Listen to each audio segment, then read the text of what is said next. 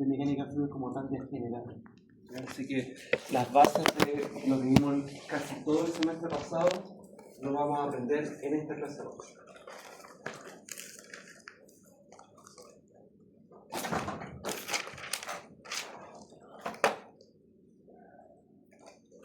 Vamos a ver varias cosas. Yo por ahora me interesa llegar hasta el teorema de transporte de Reynolds hoy. La próxima clase quiero ver, bueno, lo que alcancemos hasta el LPT y la siguiente clase ver hasta el Bernoulli. De lo que está acá arriba, está, bueno, este PPT tiene los dos ejercicios, sí, tiene los dos ejercicios que restan de este certamen, que es cantidad de movimiento en análisis integral y ecuación de Bernoulli en análisis integral. Solo ejercicio.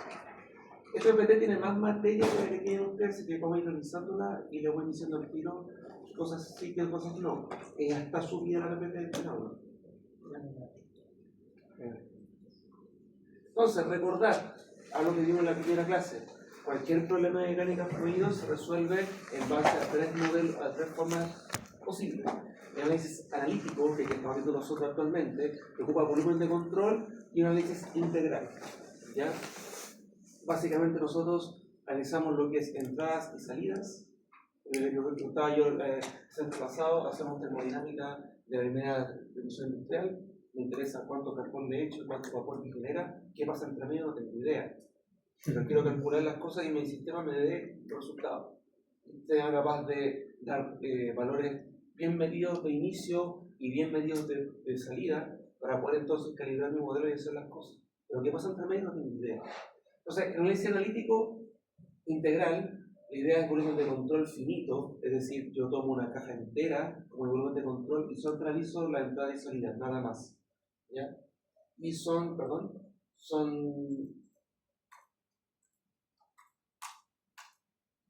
ecuaciones de forma global. Eso también es súper importante.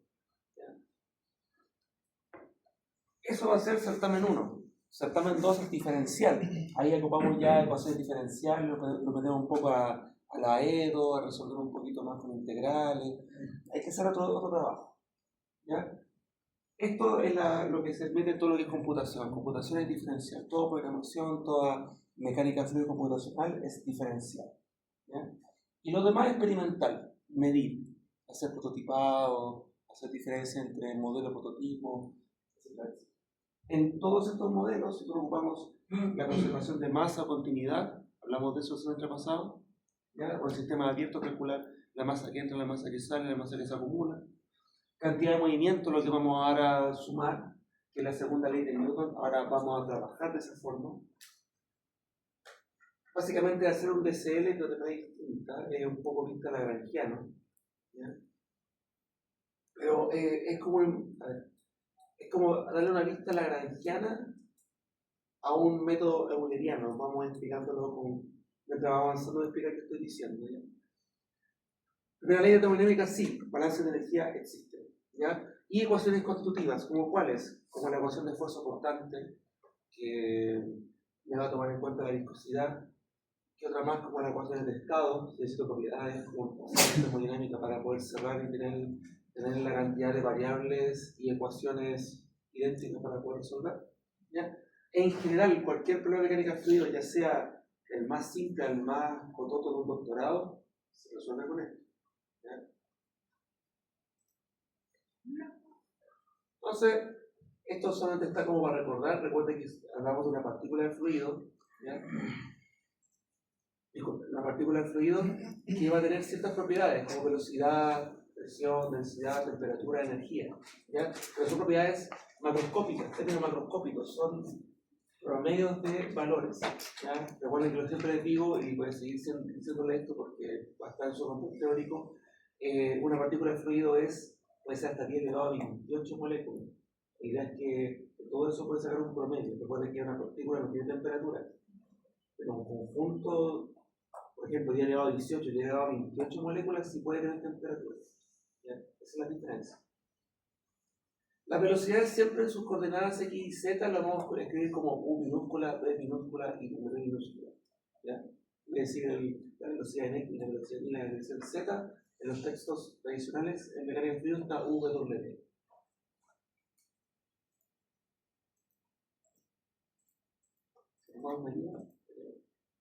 Entonces la partícula fluido, como les decía, su velocidad en coordenadas X y Z va a estar con W. Recuerden que los I con IJK con el gorrito es el vector unitario, el que me define las direcciones donde está la componente de velocidad.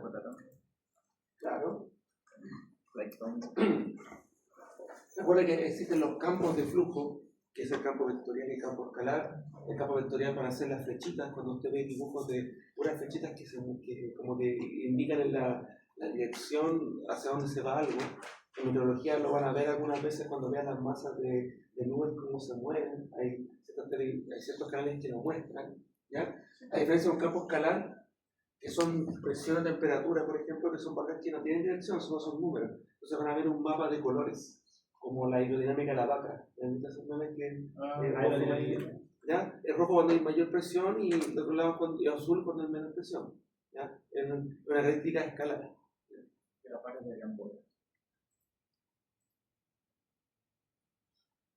Pero aquí la cosa se empieza a complicar. ¿Ya? Y la introducción ya me dice que es complicado. ¿Ya? ¿Por qué? ¿Qué es lo que pasa? En mecánica de fluidos nosotros tenemos que trabajar con una forma distinta como usted ha analizado física en la actualidad. ¿Por qué? Usted analiza física desde el punto de vista lagrangiano. ¿Ya? ¿Qué es lagrangiano? Bueno, Lagrangiano viene de Lagrange. Lagrange fue un sujeto posterior a Newton que, dicho coloquialmente, evolucionó las leyes de Newton y las planteó de otra forma. Hizo otra matemática y muchos de los problemas de Newton se resolvían mucho más rápidamente y generó otra herramienta. Lagrange lo que dijo en su formulación como para llevar a Newton digamos, como toda la gente, es decir, yo tengo un objeto que estoy analizando, un carrito, un avión, un satélite, un planeta, lo que quieran, ¿ya? Y yo tomo este carrito y voy con el carrito y analizo todas las ecuaciones instantáneamente, su velocidad, posición, aceleración, no sé, cantidad de movimiento, lo que sea, no importa, pero yo voy con la partícula, me voy con el carrito y mido instantáneamente y digo dónde va. Por eso yo puedo predecir que, no sé, en 10 segundos va a estar allá, porque me voy con el carrito. ¿Me hago entender? Ya. Euler hace otra cosa. Euler dice, bueno, yo tengo una manguera y estoy mojando el pasto. No sé.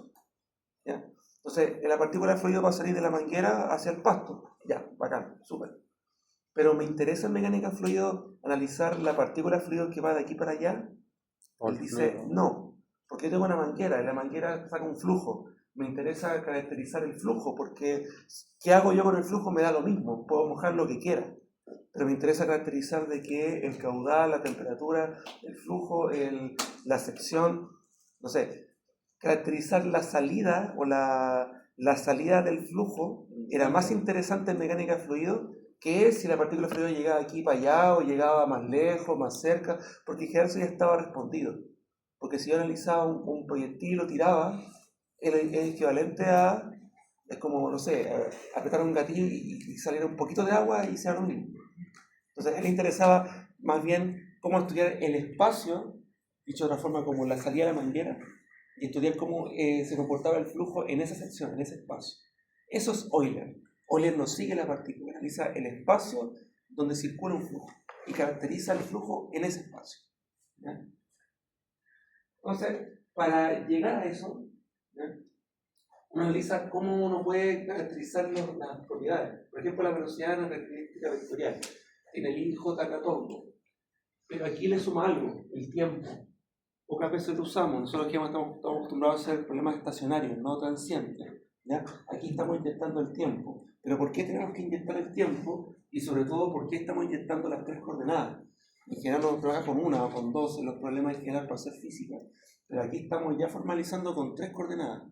¿Ya? Básicamente porque una cañería tiene tres coordenadas. Si quiero hacer un flujo, estoy obligado a tener que dividir las tres coordenadas para poder definir algo. A veces un carrito que yo puedo decir, bueno, se mueve en X nomás. ¿Por qué? Porque la física tradicional del sólido me lleva a el centro de masa y analizo como que el centro de masa se mueve, no el objeto completo en sí.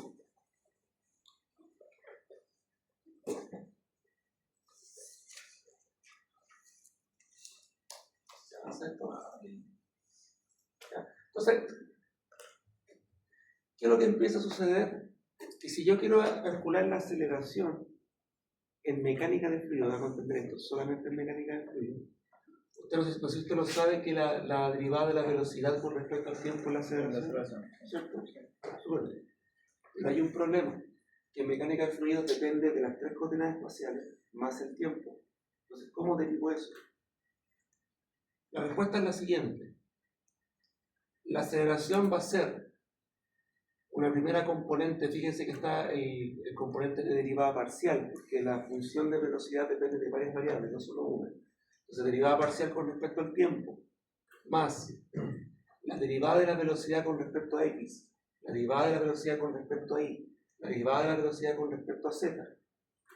Y estas tres están multiplicadas por las componentes originales de la velocidad. Recordemos que el u es la componente en x de la velocidad, el v es la componente en y de la velocidad, el w es la componente en z de la velocidad. Dicho eso, la componente de aceleración en mecánica de fluidos es bastante compleja. ¿Ya? Ahora bien, fíjense que está la derivada en el tiempo. ¿La conocen esa, no? ¿Eso conocían ustedes? En la normal, sí. La derivada de la velocidad con respecto al tiempo, lo que ustedes conocen como aceleración. ¿De acuerdo? El módulo de la aceleración, porque lo tomamos el número, ¿no? Claro. Pero esa es la que ustedes conocían ustedes. Usted calculaba la aceleración como esto. Ahora le inyecté todo este chorizo acá. Pero que lo coloqué, pero es que esto se alarga, esto cuando hacemos un ejercicio se va a alargar porque toda esa derivada y sumada va a ser un problema. Pero ¿qué quiero decirles con esto? Este de acá es el componente lagrangiano. Esto que está acá es el euleriano. ¿Ya? Este de acá es la velocidad instantánea. Porque yo si avanzo con mi carrito, tiempo 1, tiempo 2, tiempo 3, tiempo 4, tiempo 5, tengo mis aceleraciones completas. Pero este de acá me dice cómo se comporta espacialmente. ¿A qué quiero decir con esto? Si yo, por ejemplo, tengo... a ver, ¿cómo decirlo? Si, por ejemplo, yo tengo un giro, ¿cierto? Uno trabaja, por ejemplo, con la velocidad tangencial que va cambiando de sentido, ¿cierto? ¿Por qué? Porque como yo voy con la partícula, voy haciendo esto. ¿Sí? Ya. Acá ese problema dice otra cosa. Dice, ¿qué pasa si la velocidad le hago una pendiente con respecto al eje?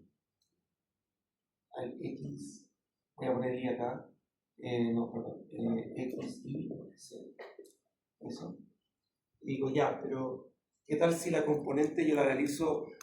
Porque es Euler, es como, no lo realizo respecto a cómo se mueve la partícula, sino como yo estoy mirando el sistema. Y digo, ya, si la velocidad se está moviendo más hacia el eje positivo x, debería yo tomar como una tasa de cambio hacia ese eje y no hacia la dirección del flujo. Porque analizo el espacio, no analizo la partícula. Lo hace descomponiendo. Entonces lo descompongo según la dirección del eje, no hacia la dirección del flujo. Sé que estoy hablando en chino, ya lo voy comentando en el camino, ¿ya? Pero lo que trato de decir es que ya la aceleración mecánica de fluidos es complicada. Y tiene una particularidad matemática también. Lo voy a pasar esto, no es que vayamos a usarlo como tal en este curso, pero si usted visita un texto o visita Wikipedia, usted va a encontrar que la aceleración es la derivada parcial con respecto al tiempo más la velocidad punto gradiente de. Ese punto no es por Z. Es punto. Porque es una característica vectorial. Me estoy metiendo en más matemática, pero probablemente le parezca esta expresión. Eso es equivalente a lo que está acá. ¿Bien? No se preocupen, vamos a terminar la clase hablando en español sobre qué les voy a hablar. ¿Ya? Tengo que hacer esta síntesis, ¿por qué? Porque si usted se mete a Wikipedia, se mete a un libro, lo ve, se va a traumar si previamente no ve esto. ¿Ya? Ese es el motivo. ¿Ya?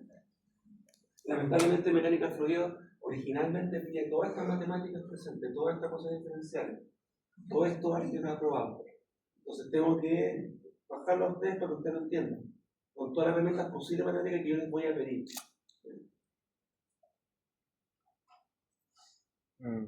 Tipos de flujo, para acordarse un poco, porque aquí vamos a analizar muchas de estas cosas.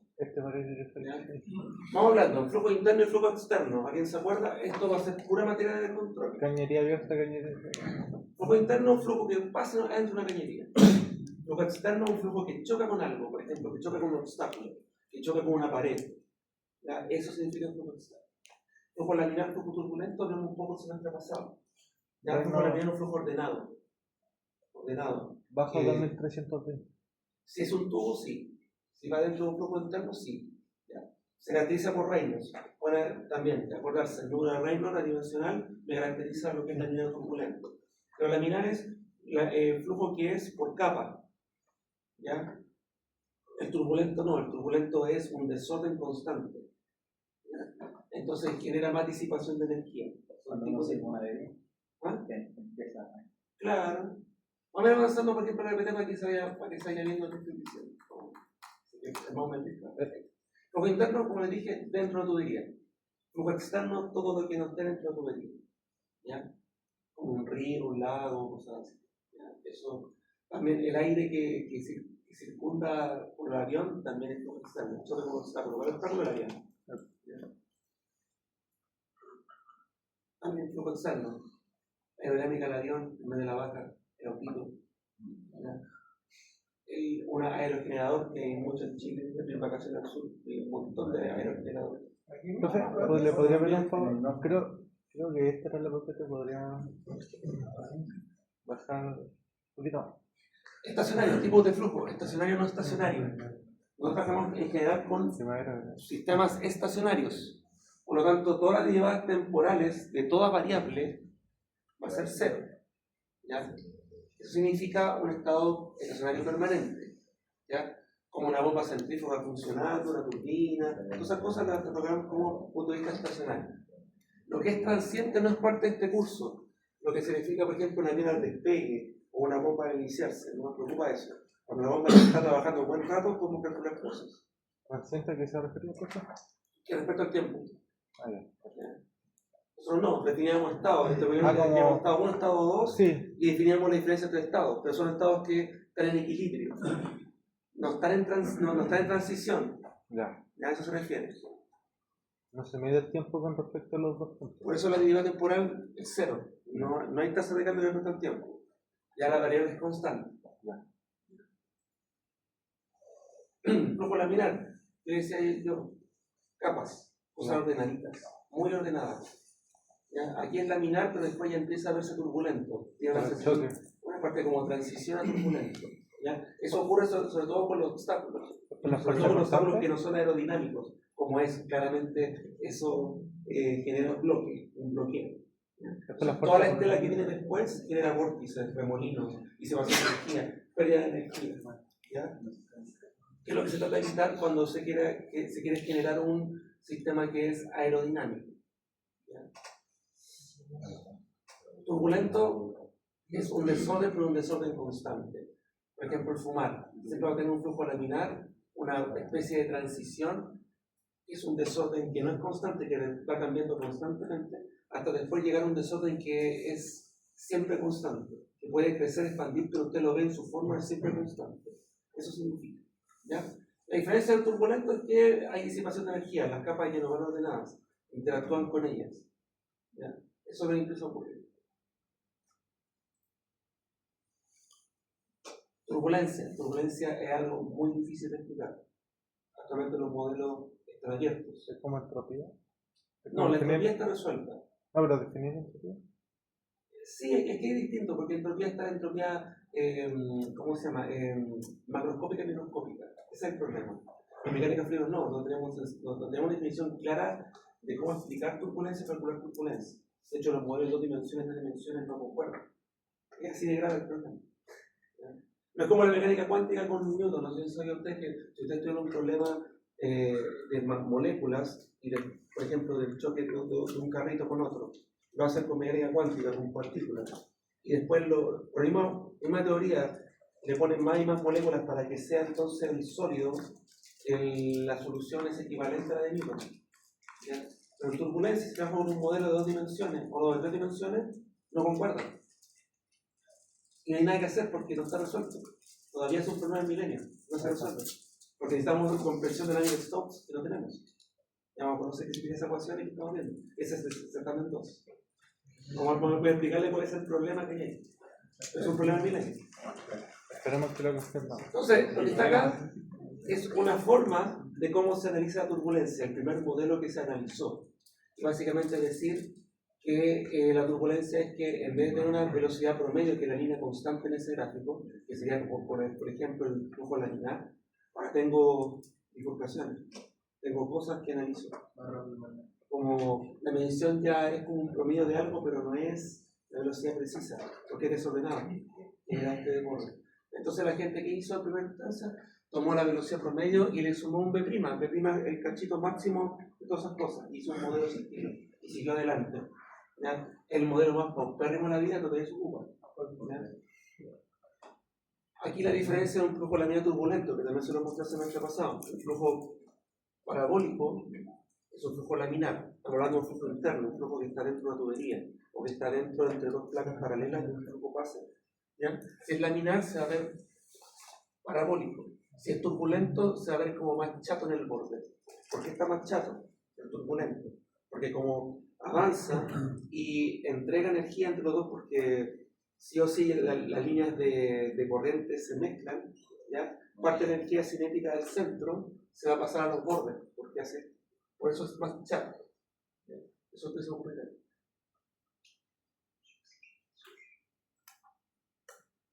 Bueno, flujo unidimensional, bidimensional, tridimensional. Bueno, simplemente cómo caracterizo el flujo. Si lo quiero hacer en una, dos, tres dimensiones. ¿Ya? En general, todas las fórmulas que voy a estar presentando acá son en 3 dimensiones. Nosotros vamos a simplificar problemas de 1 o 2, no vamos a hacer 3. ¿Por qué? Porque nos faltaría tiempo, cuaderno y un computador. Vamos a hacer 1 y 2. ¿Ya? Pero en general, los problemas las fórmulas que van a ver de acá en adelante van a ser presentadas en 3 dimensiones.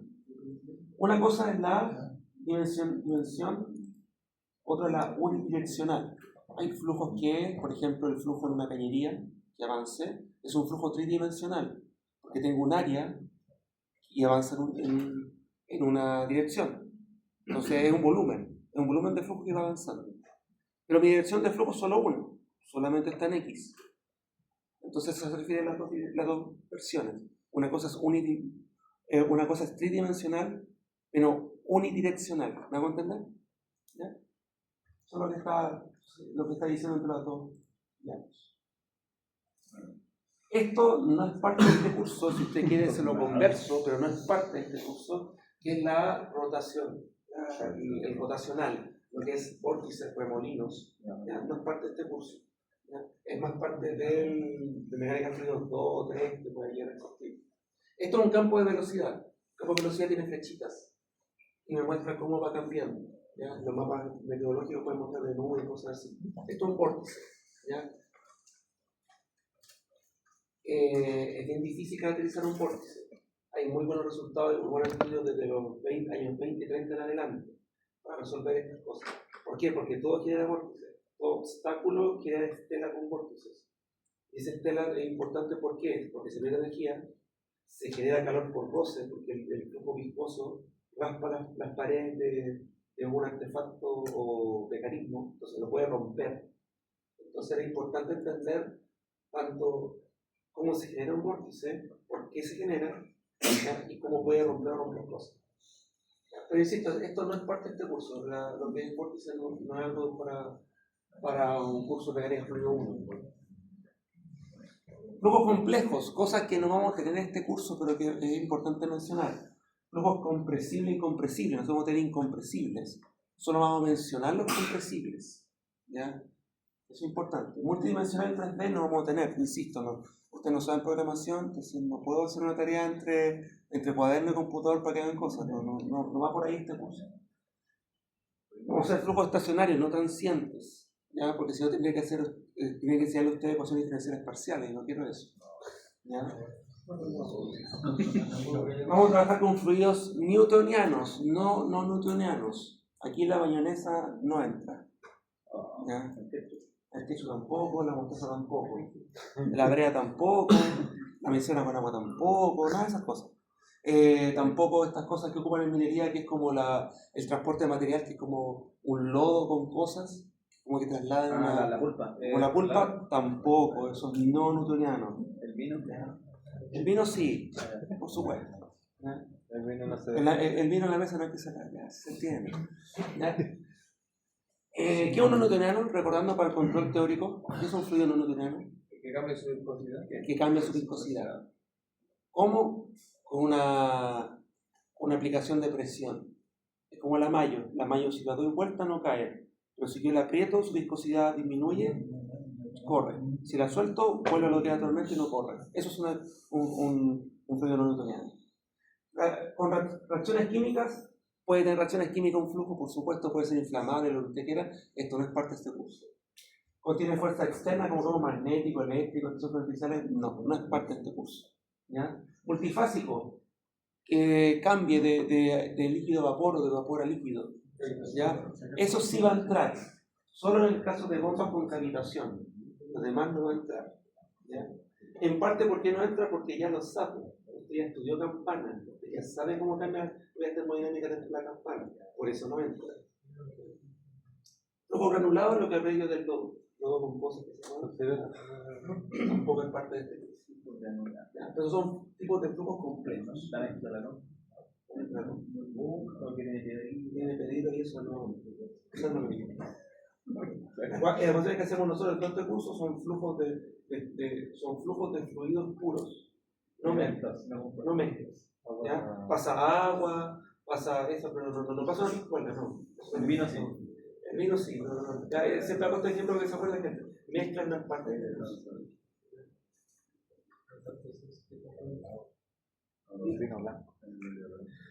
Dicho esa introducción, son las 9, ¿cierto?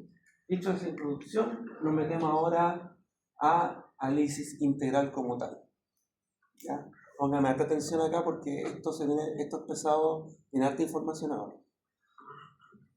Dinámica de fluidos, el flujo en movimiento. O sea, el flujo ahora puede acelerar, puede tener velocidad y puede acelerar. ¿Ya? Sirve para todos esos flujos, internos como externos, permanentes o permanentes, compresibles e incompresibles, viscosos o no viscosos. Todos esos flujos en dinámica de fluidos obedecen a las mismas leyes. Así que está la segunda ley de Newton, esta primera ley termodinámica, la segunda ley termodinámica, está la ecuación de continuidad o balance de masa, ¿ya? Y ecuaciones constitutivas como esfuerzos constantes, ecuaciones de estado, así. ¿Ya? Todo eso está respecto a eso. Pero con fluido ahora en movimiento, que acelera, que voy a hacer hincapié en eso. Entonces, te explicaba anteriormente la descripción lagrangiana y euleriana. La lagrangiana sigue la partícula, sigo al carrito, instantáneamente siguiendo la velocidad en el tiempo 1, tiempo 2, tiempo 3, tiempo 4, pero sigo al carrito. ¿Ya? Euler no. Euler toma, por ejemplo, un espacio, este cubito, y en ese cubito analiza el flujo. Es como la manguera. Analizo cómo sale el agua de la boca de la manguera. Pero no me interesa si el agua llega para allá, muy lejos, no me interesa. Analizo cómo sale la manguera en ese lado. Porque así después caracterizo lo que puedo hacer con la manguera. Y ahí entendió el proceso. ¿Ya? Ahora, no significa que no pueda analizar un análisis lagrangiano en fluidos. Se puede. ¿Ya? Solo que es mucho más complicado. ¿Ya?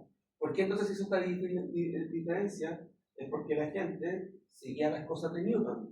Y Newton trabajó con los sólidos. Entonces, después de los sólidos se tuvo que hacer el símil de cómo se comportaba, cómo hacer un sólido que sea líquido, para poder modificar las ecuaciones o la función o la vista, para poder entonces analizar un fluido. Entonces hay muchas cosas que se asemejan mucho a lo que es mecánica como tal, de cinemática, de medios ámbito en física, y que ahora se modifica para fluido. ¿Ya? Nació así, de la gente que estudia sólido y mete fluido.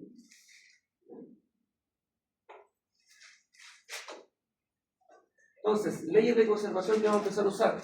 Ley de conservación de masa, usted lo conoce, ¿ya? ¿Qué dice la ecuación de masa? No se puede crear ni destruir, solo transporta almacena. Recuerden los balances de masa que hacemos nosotros, conservativos. Entra es igual a lo que sale más acumula, ¿ya? Aquí dice que es una ecuación escalar, porque es una masa. La masa es un número, no es un vector. Son eso lo que entra y sale un sistema y es un número.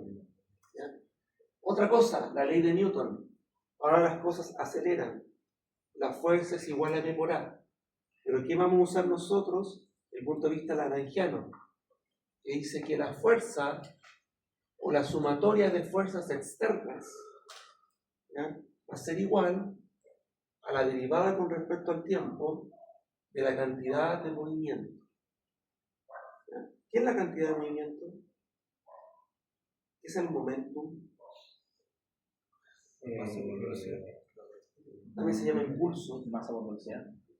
Masa por velocidad, sí. Sí. ¿Pero qué es? Como la inercia que ya lo espero. Va por ahí.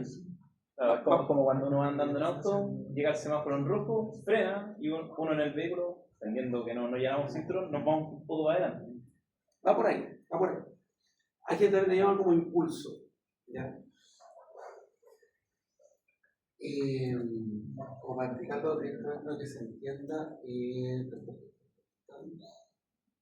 Cuando un rugbyista taclea al que es flaquito y corre y lo saca a la costa. A ver, para explicarlo de alguna forma para que ustedes lo puedan ver. Sí, pero con la inercia. Miren, yo puedo acelerar un cuerpo, la ecuación que está acá, hasta aquí, me dice F igual a M por A. Me dice básicamente si yo aplico la fuerza a un objeto, ese objeto va a acelerar. Si yo le aplico una fuerza a algo, ese bicho va a salir de velocidad 0 a velocidad algo, va a acelerar.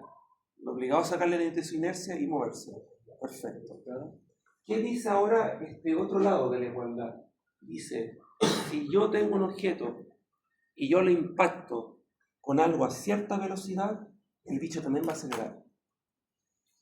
¿Cómo lo aplico en mecánica del fluido? Si yo tengo, por ejemplo, este objeto, abro la manguera y le tiro un chorro a cierta velocidad, este bicho se va a mover. Eso es cantidad de movimiento. ¿Me hago entender? Una cosa es aplicar una fuerza, como de un sólido con un sólido, así como lo empujo, ¿ya? Otra cosa es que yo agarro una manguera o lo que sea, abra, saca un flujo a cierta velocidad que le pega y se mueve. Los dos hacen lo mismo, acelerar el objeto, pero de distintas formas, de distinta naturaleza. ¿Me hago entender eso? ¿Ya? Entonces, esa ecuación ahí dice dos cosas. ¿Cuál me interesa a mí? Esta. Porque ahora quiero decir, ¿qué pasa si un chorro golpea algo y no se mueve? ¿Ya? Básicamente lo que está diciendo esto es que aplicar un chorro fuerte sobre algo y moverlo es lo mismo que aplicar una fuerza externa a algo y moverlo. O sea, considera el fluido en el momento del impacto, lo considera como un sólido. Porque como dije anteriormente, la gente que estudió sólidos para llevarse los fluidos. Entonces llevaron la idea de los sólidos y los fluidos. En el instante del contacto lo considera un sólido. Claro. Pero en el resto del movimiento no. Exacto, esa es la noción. El fluido de Schrödinger. Entonces, esa ecuación, la sumatoria de fuerza externa igual a la tasa de cambio temporal de la cantidad de movimiento, es lo que vamos a estar usando. ¿Ya? Lo de arriba, conservación de momento cinético angular, no es parte de este curso, no lo vemos ustedes. ¿Por qué? Porque tiene un punto cruz, tiene aumento de inercia y usted en mecánica de material lo está viendo junto con este curso. Entonces no puedo pasar eso porque debería estar previo.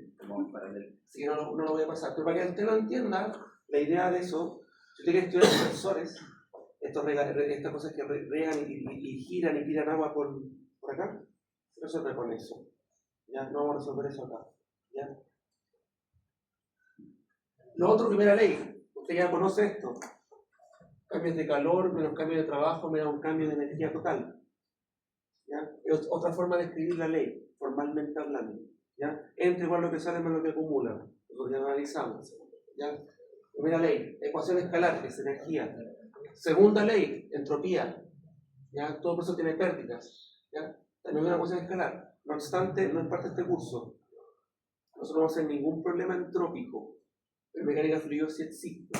¿Ya? En el curso avanzado de mecánica fluida usted puede analizar el cambio de entropía.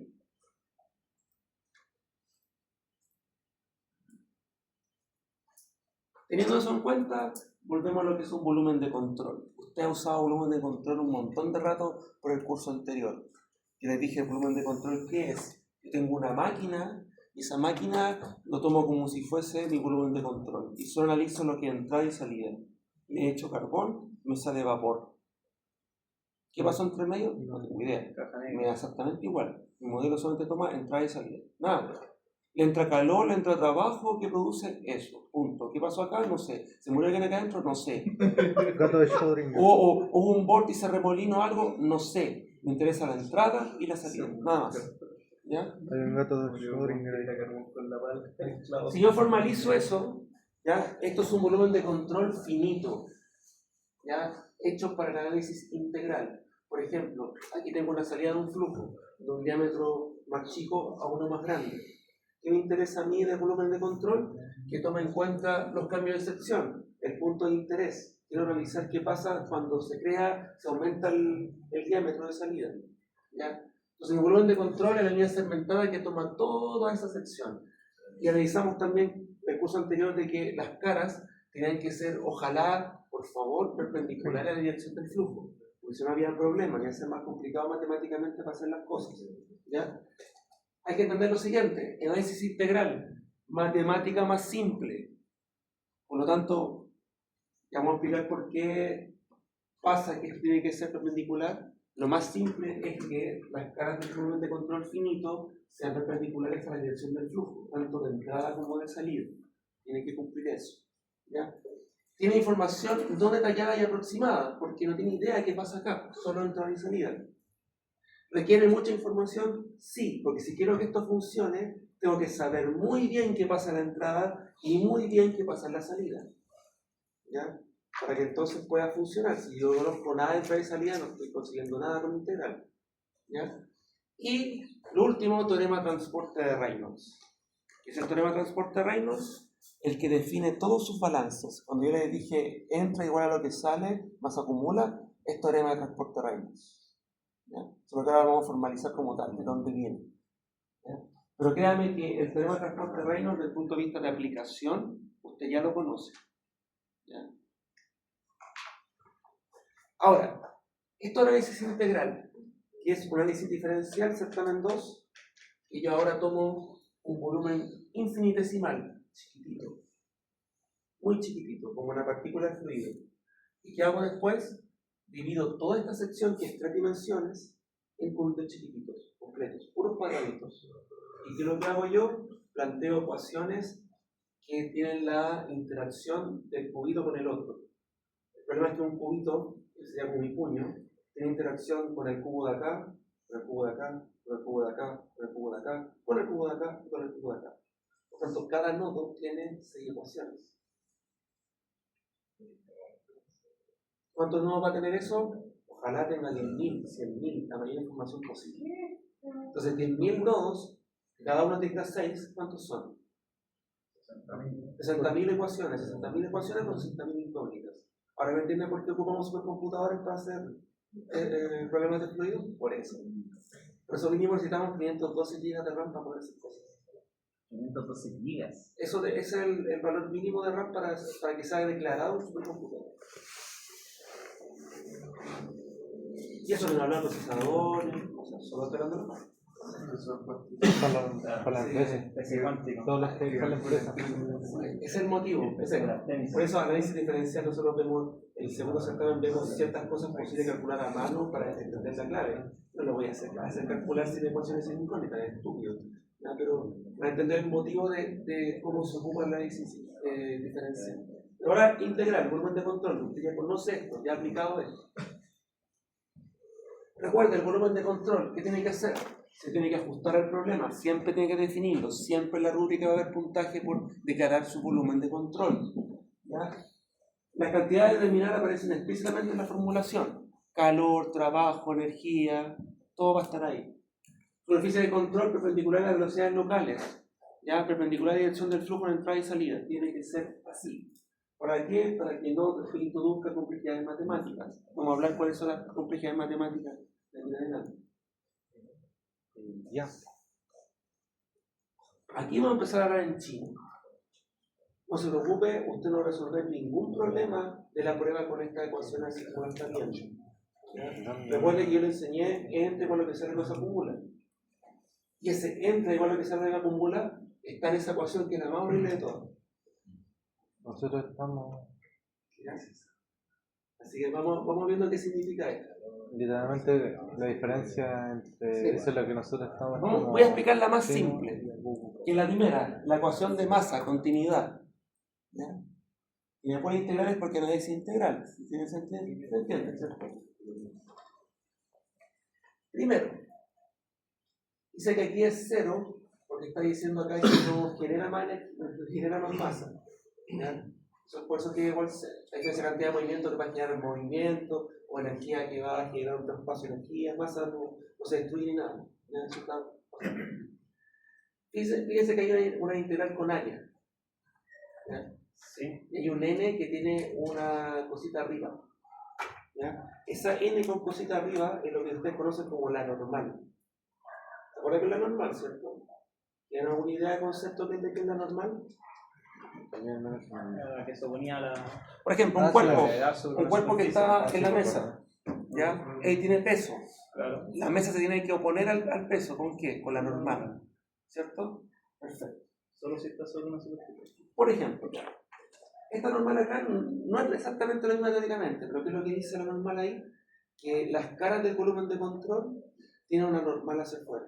Igual como cuando tengo un cuerpo y tiene una normal hacia arriba, las caras del volumen de control van a tener una normal hacia afuera.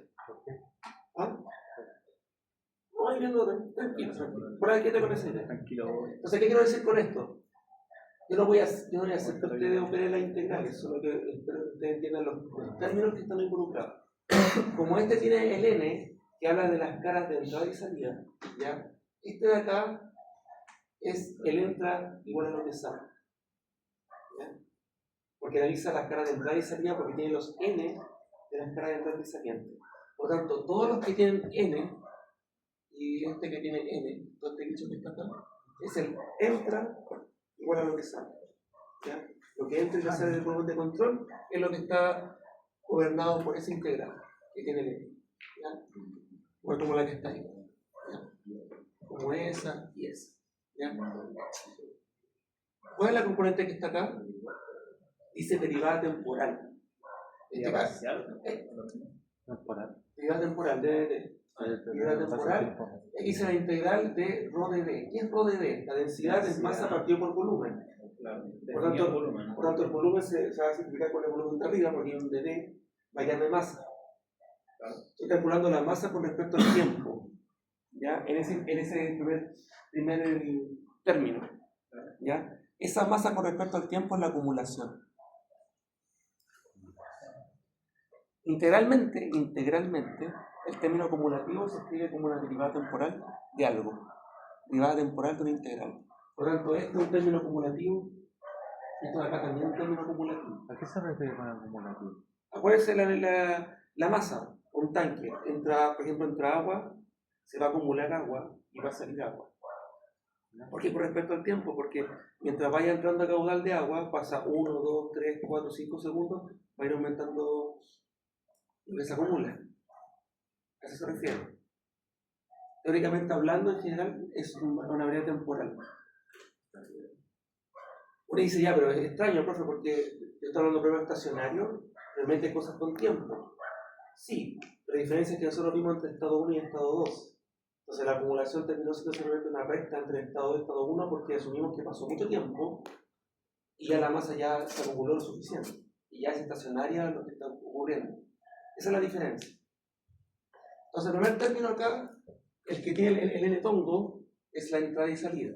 Lo que tiene el delta t es lo que se acumula. ¿Ya? Ahí va saliendo eso. La siguiente vamos a ir viéndola de a poco. Por ahora no se asusten con esto, insisto, usted no va a integrar nada en las pruebas. Solamente estoy presentando el análisis como tal.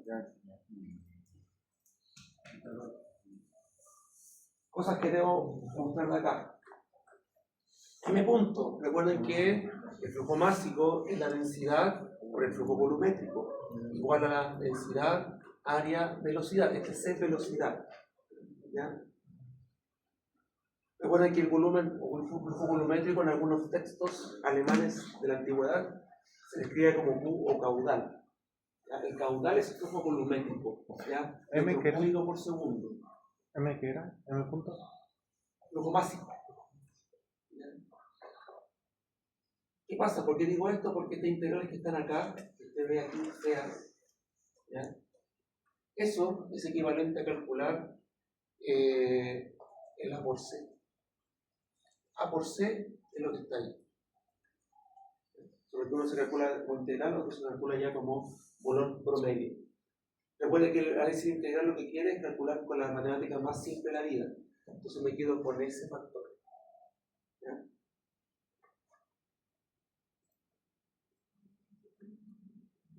masa contenida, ¿ya? Me voy a quedar con este término.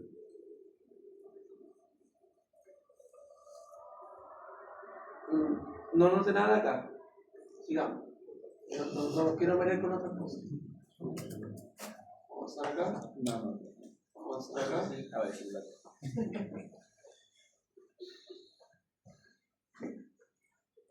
Yo les mostré una integral súper fea adelante. ¿Ya? Nacen del teorema de transporte de Reynolds. ¿Qué hace el teorema de transporte de Reynolds? En palabras más o menos sencillas. ¿Ya? Newton lo que hace es tomar un bloque, lo que sea, lo analiza como si fuese un punto. ¿Cuál punto? El centro de masa. Y al centro de masa le coloca todas las fuerzas de interacción y con eso analiza si acelera o no. Hasta un planeta, la luna, un punto, eso el cuerpo celeste, etc. Respecto a un punto. ¿Qué pasa? En mecánica fluida no podemos hacer eso. Porque en mecánica fluida me interesa el espacio donde circula un flujo.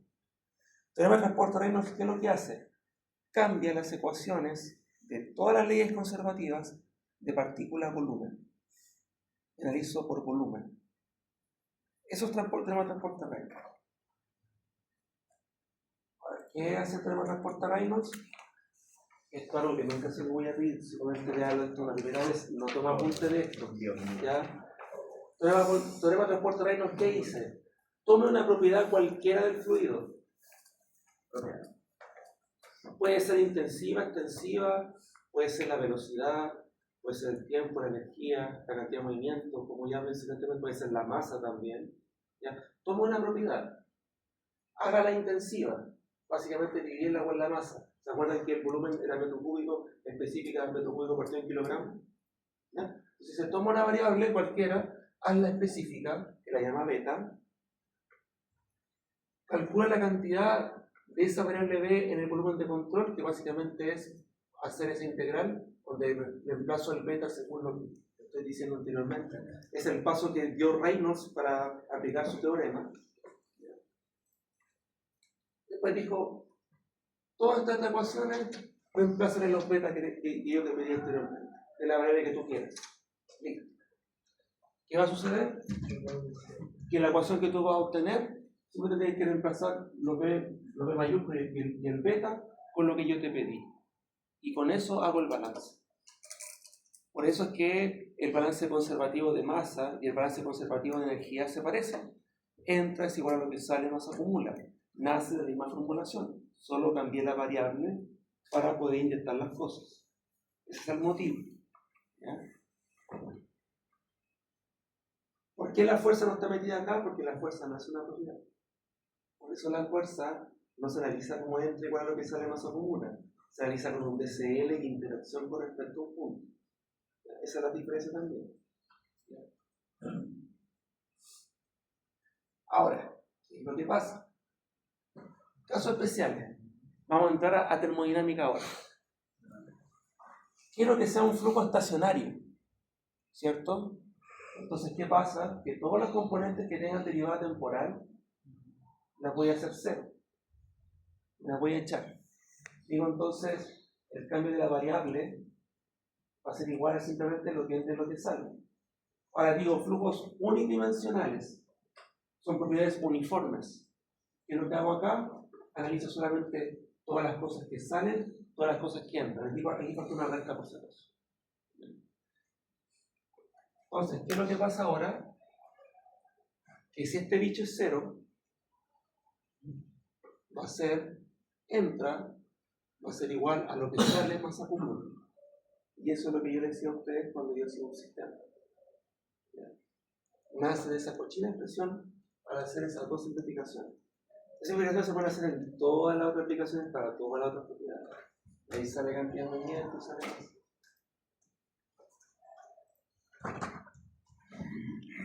Entonces aquí me explica lo siguiente. Si por ejemplo la B es masa, beta va a ser 1 porque es masa partido en masa, porque tengo que ser específico, tengo que dividir en masa la variable para ser específica. Y luego la reemplazo. Y si yo hago esto y lo reemplazo, este término se va a escribir estacionariamente como esto, que es el término de acumulación. Y este término que tiene el Betongo, que le decía yo que era lo que entra y lo que sale de las caras, va a ser todo lo que entra y todo lo que sale. Y ahí nace el término, solamente que yo se lo simplifiqué de otra forma, se lo escribí como entra igual a lo que sale no se acumula, pero usted no tuviera problema nunca con los signos. ¿Ya? La formulación general, real, de eso es lo que está acá. Eso. Si se fija, usted siempre ha trabajado con eso, nunca ha integrado, nunca se ha preocupado de integrar. Y no se tiene que preocupar tampoco de integrar, pero no debería ser integrales de línea ni nada de eso. ¿Ya? Usted va a trabajar con estas mismas expresiones, este mismo nivel de expresiones.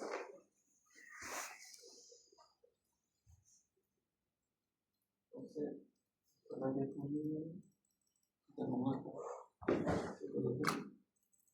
Se escapó. ¿Ya?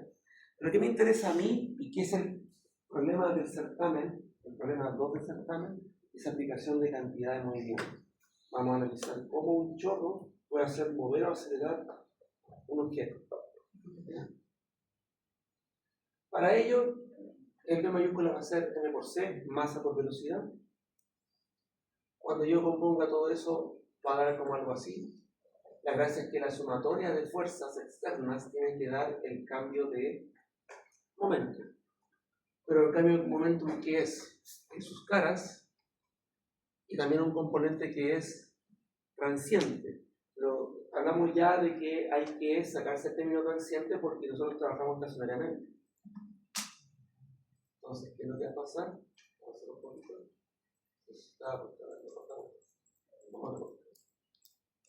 Vamos de vuelta. Vamos a quedarnos aquí. Ese. Usted va a convivir solamente con una ecuación para su certamen, para su ejercicio 2 de certamen 2. ¿Qué es lo que está diciendo aquí? Me dice que la sumatoria de fuerzas externas, tiene que ser igual a una derivada temporal, ¿cierto? De la integral de en volumen de una cierta velocidad, una densidad de volumen, más la integral de línea en área de C rho de CR.NDA. Una vez de velocidad, la de la integral. ¿Perdón? La que está abajo de la integral también, es una vez. No, en vez de volumen. De volumen. ¿Qué es lo que pasa acá? ¿Qué es lo que pasa aquí? Este componente no existe porque nosotros vamos a trabajar de manera estacionario. Por lo tanto, la sumatoria de fuerzas externas va a ser igual a ¿qué? Recordemos que esto es lo que entra y lo que sale de las caras del volumen de control. Por lo tanto, acá va a ser la sumatoria de lo que sale de ¿qué? De m.b menos la sumatoria de lo que entra de m.b. Esa es la ecuación que usted va a aplicar. Así la va a aplicar. No va a integrar nada, ni una sola cosa, nada. ¿Sí? Vamos a trabajar con la cantidad de movimiento que sale y que entra. ¿Cuál es la diferencia en la presentación de ahora? Es que fíjese que hay un m.b. ¿Ya? No es masa por velocidad, es flujo másico por velocidad.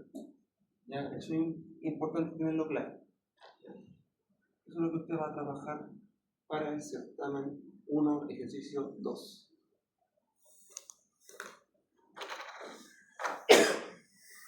Bien, ¿cómo aplico esto? ¿Cómo Chupaya aplico esto? ¿Qué puedo hacer? ¿Ya?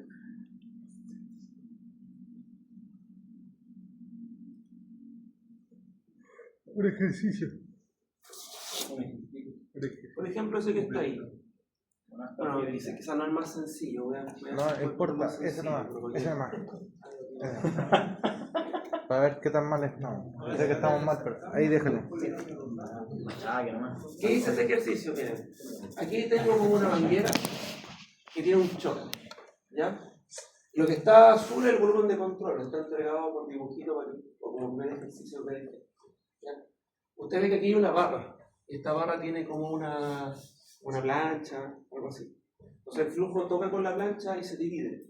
Entonces, va para allá, entonces el flujo está obligado a irse para acá o para allá, nada más. ¿Qué es lo que pasa? Este bicho está empotrado. ¿Sí significa que está empotrado? No se mueve, No se mueve. No afecta al movimiento. No traslada ni rota. Está La porquería tiene que estar ahí aguantando el choque. ¿Ya? Entonces, ¿qué preguntan acá? Calculen los esfuerzos en el empotramiento. O sea, ¿cuánto tiene que sufrir el poste para aguantar el choque? Eso está diciendo. Bien. ¿Qué datos me dan? Estoy viendo un poquito de qué pasa. Primero tengo la sección A sub 0, me dan la área de A sub 0, ¿ya? La velocidad de entrada, A sub 0 y B sub 0 son la área y velocidad de entrada del flujo en el volumen de control. Dice, suponiendo que los chorros de salida son de sección igual a la mitad de la entrada, o sea, sub 0 medios, como muestra también el dibujo, y poseen ambos la misma velocidad, ¿ya? Calcular los esfuerzos de empotramiento. ¿Sale el ángulo? Que se ve como algo. No sé, no está seguro que sale. Se ve alfa. El arco. Alfa nomás. Alfa. Sí, será un alfa. Es que no está con números, está para hacerlo con letras, ese es el problema. Así como está expresado. Bueno. Ya. ¿Cómo hacemos eso? Miren, hago el volumen de control. Volumen de control. ¿Qué es el volumen de control? El flujo que va aquí, y se impulsó para allá, y se bifurca para allá. Pero eso se puede tomar el chorro seccionado como un vector. Entonces en ese caso si es arriba es a medio, abajo es a medio, el ángulo debería ser 30 grados. No solamente 30 grados. Perdón, 45. Porque las componentes de ambas deberían ser iguales, ¿no? No necesariamente. No. No necesariamente.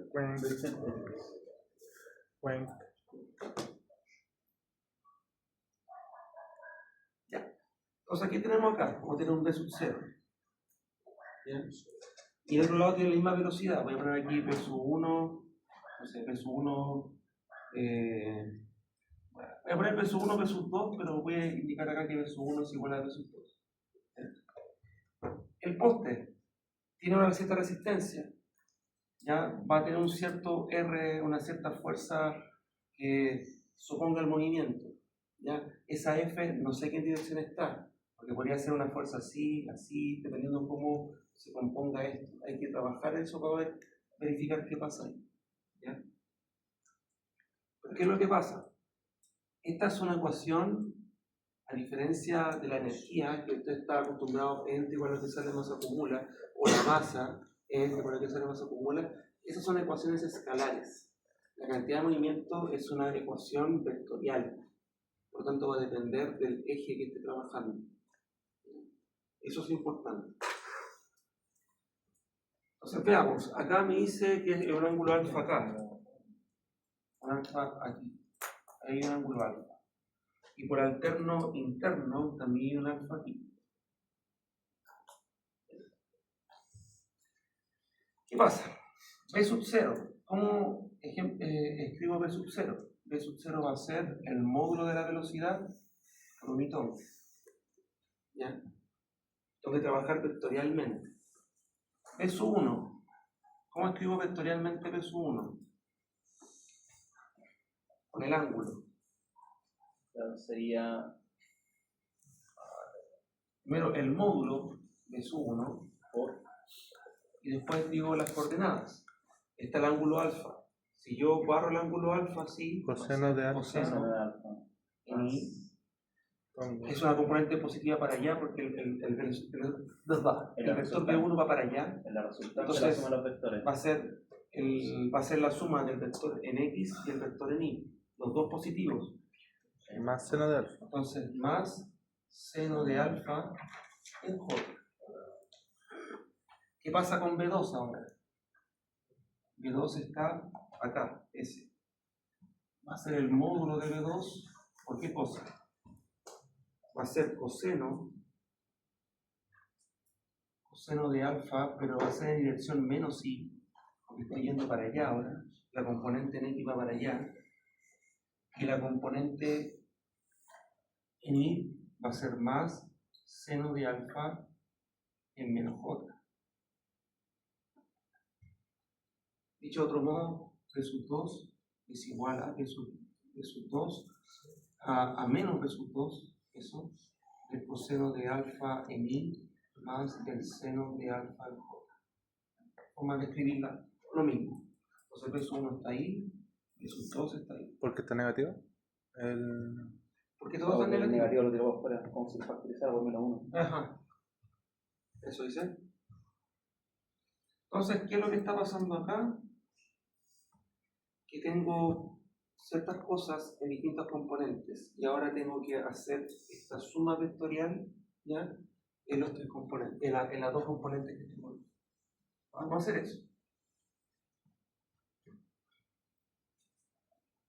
Vamos a hacer esta sumatoria de fuerzas externas, pero solamente en el eje X, para escribir así. Ya va a pasar en este caso. Sale menos lo que entra. ¿Qué es lo que sale? Que mi volumen de control está entrando en B sub 0. Lo que está saliendo es B sub 1 y B sub 2. Solo voy a considerar las coordenadas X de lo que entra y lo que sale. ¿Qué es lo que sale? Sale B sub 1. Solo la componente en X va a ser B sub 1 coseno de alfa. ¿Qué más sale? Menos B sub 2 coseno de alfa. Y entra, B sub 0. Me devuelvo.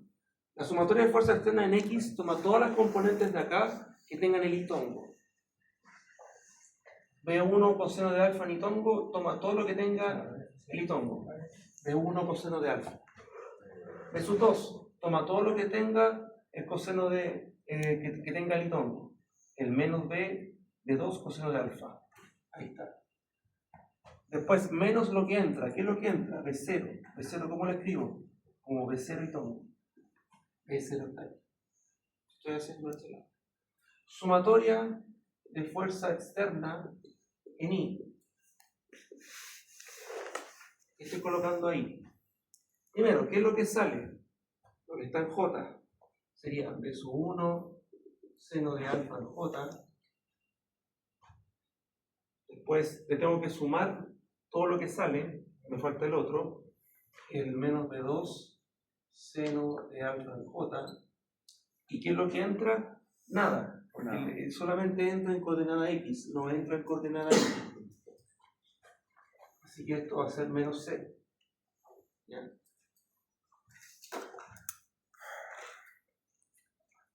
Ahora, esto es una sumatoria de fuerza externa.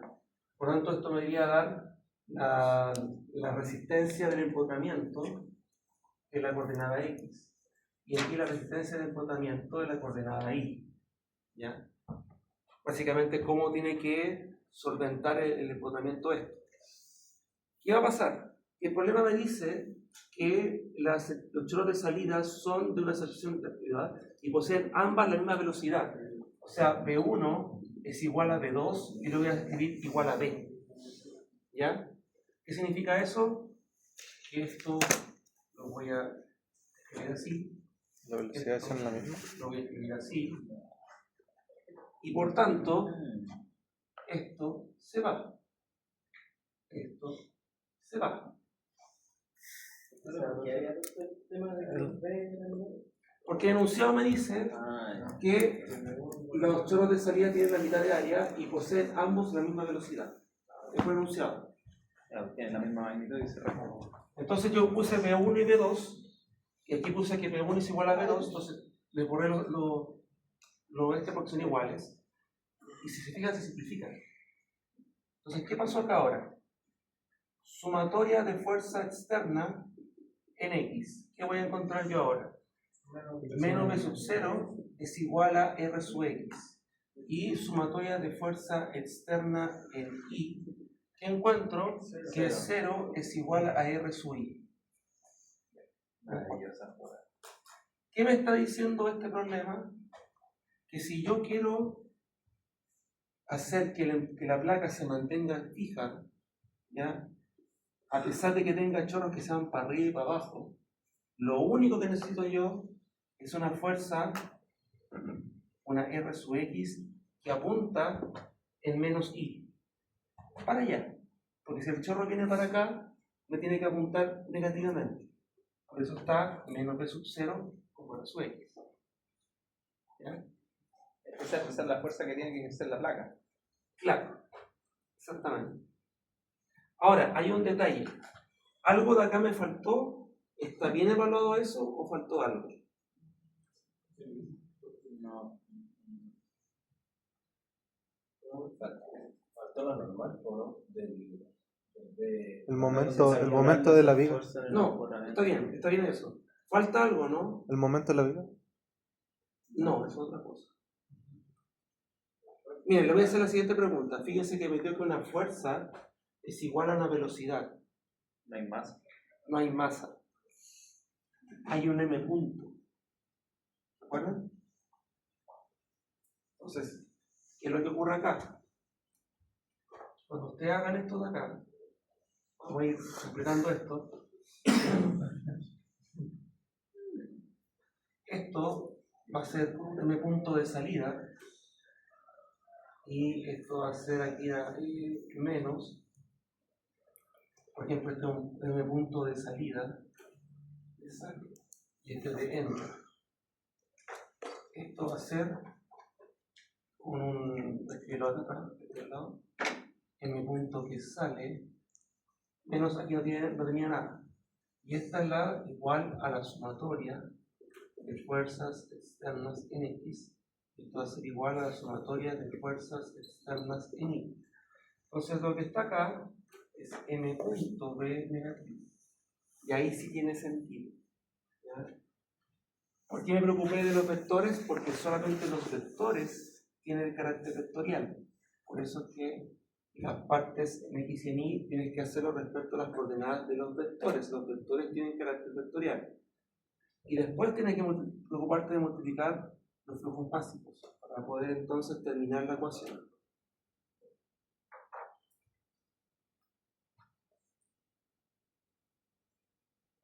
Ahora, ¿cuánto vale el flujo de entrada, saliente y entrada? Faltan más datos. Eso es un problema que tiene puras letras. Solo está planteado para aprender a qué tienen que ver y qué tienen que llegar. En este caso, un prueba de cantidad de movimiento lo que hace es responder cómo encontrar la resistencia de empotramiento. Y voy a identificar que para que esa placa se mantenga fija, solo necesito aplicar una fuerza en dirección menos I.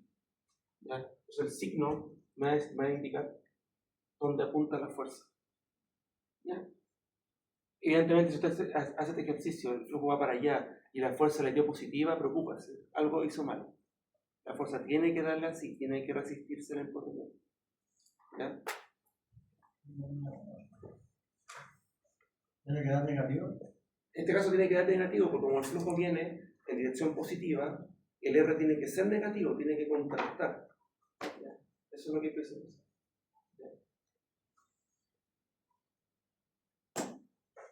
Muchachos, no les voy a mentir, el ejercicio más difícil de un certamen es esto, cantidad de movimiento. ¿Ya? Esta clase lo presenté, en la siguiente clase vamos a hacer ejercicio de cantidad de movimiento. Finalmente voy a presentar Bernoulli. Bernoulli es el ejercicio más simple de la prueba, es el regalo de la prueba. ¿Ya? Solamente tiene 3 ejercicios, pero el Bernoulli es el ejercicio de regalo. Pobre que alguien se equivoque con Bernoulli, porque eso va a ser 3 cosas y chao. Esto es complicado. La cantidad de movimiento es complicado. Consulta el desarrollo de este ejercicio. Ahí está. No, pero pero si, ejemplo, veo el ejercicio de atrás, no tiene soluciones. No. Diablo. Pero tienes ChatGPT, pues mételo ahí. Ya. No confío mucho en la IA. Miren, ya no es 2017 cuando estudié esto, es el maldito 2016, puedes meterlo ahí. No, sí, estoy claro, pero es que no. Pero es que no confío mucho, yo confío más en el profesor que me está enseñando. Gente, de acá lo que tiene que preocuparse es lo siguiente: para la siguiente clase, primero, estudieme econometría, por favor. Segundo, estúdieme vectores. Necesito que usted venga con un poquito más de feeling de lo que son las componentes vectoriales y cómo descomponer vectores en X en Y para poder trabajar en esto. Si usted no aprende eso, va a seguir colgado, aunque yo le siga tomando ecuaciones, no va a entender cómo armarlas. Necesito que para la siguiente clase eso lo tenga más o menos claro, para que entonces cuando le haga ejemplos de esto, lo pueda aprender. ¿Ya? Recuerde que la siguiente clase va a ser esta patita de esto con lo demás, y la otra ya va a ser control y va a ser ya la sesión de consultas para certamen. Es mucha más materia. O sea, tenemos esta. Pero tienen que, si usted se compromete a avanzar en esa parte que le pido, un poquito de vectoria, un poquito de trigonometría, No se preocupe, la siguiente clase le puedo yo explicar mucho mejor esto. lo estamos viendo en materiales, profe, no se preocupe. ¿Ya? Así que eso. Mañana. La velocidad de la